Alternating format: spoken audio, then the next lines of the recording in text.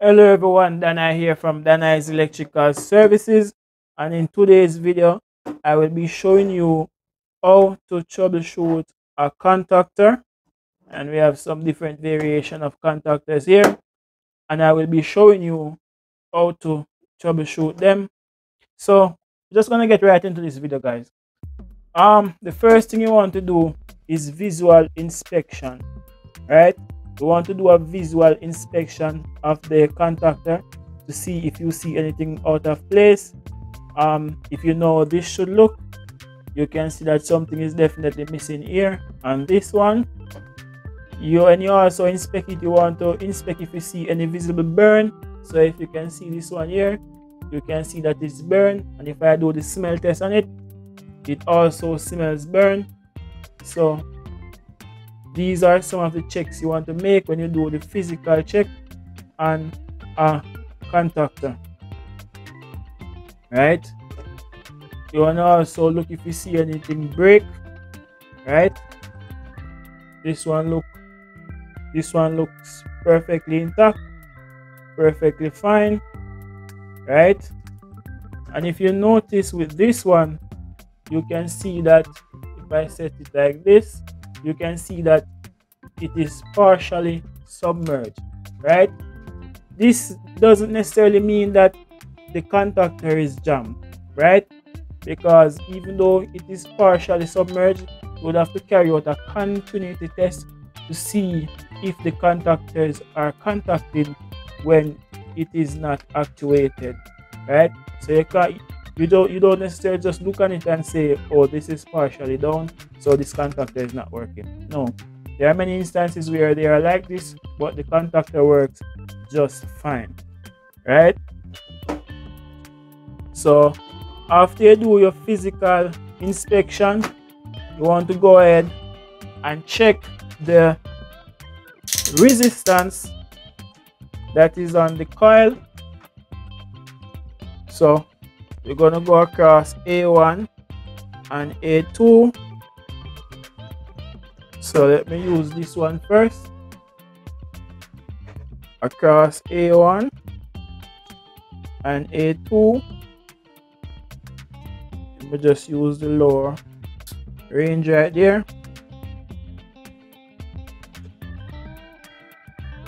We get 537 ohm, right? As it relates to this contactor, I'm not sure exactly what is the resistance I should get across the coil. So the best way to be sure that you are getting the right resistance across the coil is to know what the resistance is from a contactor that is actually working, and it has to be the same type of contactor, right? Same specification, everything. If you can get a data sheet online and it tells you what the resistance should be, well, good. If not, you have to get a good contactor and see what the resistance across the coil is and see what you should be getting. This is saying it is 537. If I check this one, the resistance across the coil is 805. Let me just do one more. This one,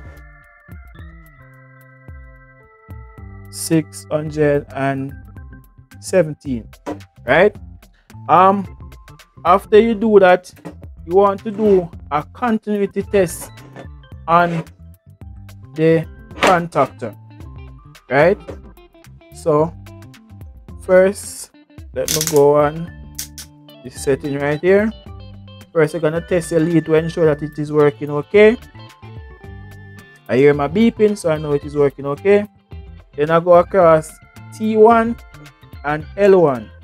In the normal state, you should get an overload, right? But if I push, let me set this so you guys can better see. So I'm across L1 and T1. If I go ahead and push my contactor down, I should get close to 0 ohm and hear the beeping, right? Let me go across T2 and T1. I should not get a beeping. If I get a beeping, it means that something is wrong. I push down, I should get a beeping. Right? Close to 0 ohm. I'm gonna do that across L3 and T3 also. And I can also go across my normally open contact. It's normally open, so in this state I should not get any sound. When contactor is in contact, I should get a beeping. Right? This is a perfectly fine contactor. If I should just go ahead and try one more, I think this one should have some bad contact. So let me just go ahead across T1 and L1. I'm gonna need something else to push it down. So T1, L1, push my contactor down. I'm getting beep across T2, L2, push down.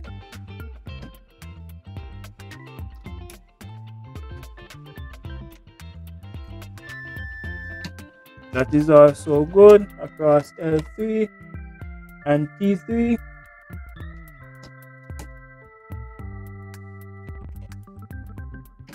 So I'm not getting anything across across L3 and T3 when the contactor is contacted. That means that terminal is damaged. So L3 to T3, there's an issue with that. Which other one should I test? Let me go ahead and test this one that is burnt out. So across, remember we said these terminals look burnt, right? Both T1 and T2 look burnt. Let's do a test and see what is going on. L1. Okay, so the contactor is in the non-contacting state, you know, but we're getting continuity, right? L2 to T2, nothing. Now it's working, right? Let us try. So L1 and L1 to T1 is not working. L2 to T2 is working. Let's try L3 to T3. And that one is working. So this phase is not good, right? This phase is burnt out. The L1 to T1 phase, L2 to T2 and L3 to T3, that one is good. Let's test our normally open.